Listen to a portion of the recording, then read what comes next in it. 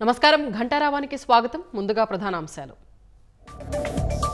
శాంతి భద్రతల విషయంలో రాజీ లేదన్న సీఎం.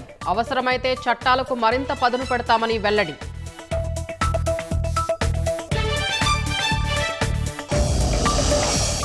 వివేక హత్య కేసులో తనపైన అభాండాలు వేశారన్న చంద్రబాబు.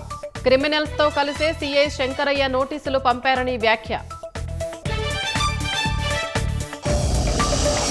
కోలాహలంగా మెగా డిఎస్సి నియామక పత్రాల పంపిణీ. కుటుంబ సభ్యులతో సహా తరలివచ్చిన విజేతలు.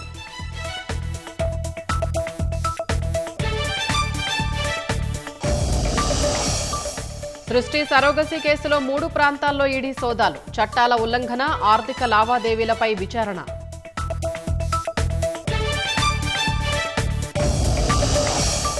వెస్టిండీస్తో టెస్టు సిరీస్కు 15 మందితో భారత జట్టు. కెప్టెన్గా గిల్, వైస్ కెప్టెన్గా రవీంద్ర జడేజా.